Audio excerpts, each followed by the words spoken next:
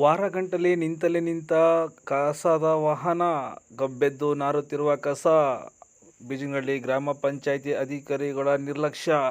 ಹೌದು, ಹುಣಸೂರು ತಾಲೂಕಿನ ಬೀಜನಹಳ್ಳಿ ಗ್ರಾಮ ಪಂಚಾಯಿತಿಗೆ ಸರ್ಕಾರದಿಂದ ಒಂದು ವಾಹನವನ್ನು ಕಸ ವಿಲೇವಾರಿ ಮಾಡಲು ಹಾಗೂ ಗ್ರಾಮಗಳನ್ನು ಸ್ವಚ್ಛತೆ ಮಾಡಲು ನೀಡಿದ್ದಾರೆ. ಆದರೆ ಗ್ರಾಮ ಪಂಚಾಯಿತಿಯ ಅಧಿಕಾರಿಗಳು ಕಸ ತುಂಬಿ ವಾರಗಟ್ಟಲೆ ನಿಲ್ಲಿಸಿ ಗೊಬ್ಬೆದ್ದು ನಾರುವಂತೆ ಮಾಡಿದ್ದಾರೆ. ಇನ್ನು ವಾಹನದಿಂದ ಗಾಳಿಗೆ ಪಕ್ಕದಲ್ಲಿರುವ ಚರಂಡಿಗೆ ಕಸ ಬೀಳುತ್ತಿದ್ದರೂ ಕೂಡ ಯಾವುದೇ ಗಮನ ಹರಿಸಿಲ್ಲ. ಇನ್ನು ರಸ್ತೆಯಲ್ಲಿ ನಿಂತಿರುವ ವಾಹನವನ್ನು ನೋಡಿ ಎಲ್ಲರೂ ಮೂಗು ಮುಚ್ಚಿಕೊಂಡು ಓಡಾಡುವ ಪರಿಸ್ಥಿತಿ ಎದುರಾಗಿದೆ. ಇನ್ನು ಕಸದ ವಾಹನದಿಂದ ಬರುವ ವಾಸನೆಯಿಂದಾಗಿ ಅಕ್ಕಪಕ್ಕದ ಮನೆಗಳು ಮೂಗು ಮುಚ್ಚಿಕೊಂಡು ಓಡಾಡುವ ಜೀವನ ನಡೆಸುವ ಪರಿಸ್ಥಿತಿ ಎದುರಾಗಿದೆ.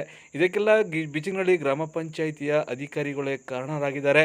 ಇನ್ನು ವಾರಗಟ್ಟಲೆ ಹಸಿ ಕಸ ಕೊಳೆತು ನಾರುತ್ತಿದ್ದರೂ ಕೂಡ ಕಣ್ಮುಚ್ಚಿ ಕುಳಿತಿರುವುದು ವಿಪರ್ಯಾಸವೇ ಸರಿ.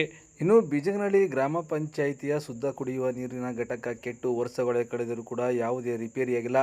ಇನ್ನು ಶುದ್ಧ ಕುಡಿಯುವ ನೀರಿನ ಘಟಕ ಜಾಹೀರಾತುಗಳ ತಾಣವಾಗಿದೆ. ಇನ್ನು ಕಂಡವರು ಜಾಹೀರಾತು ಪೋಸ್ಟ್ಗಳನ್ನು ಅಂಟಿಸಿ ಹೋಗುತ್ತಿದ್ದಾರೆ.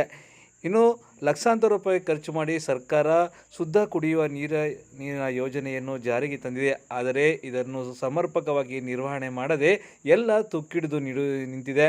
ಇನ್ನು ಕೇಂದ್ರದ ಸುತ್ತಮುತ್ತ ಗಿಡ ಗೆಂಟೆಗಳು ಬೆಳೆದುಕೊಂಡಿದ್ದು ಪಾಳು ಮಂಟಪವಂತೆ ಕಾಣುತ್ತಿದೆ.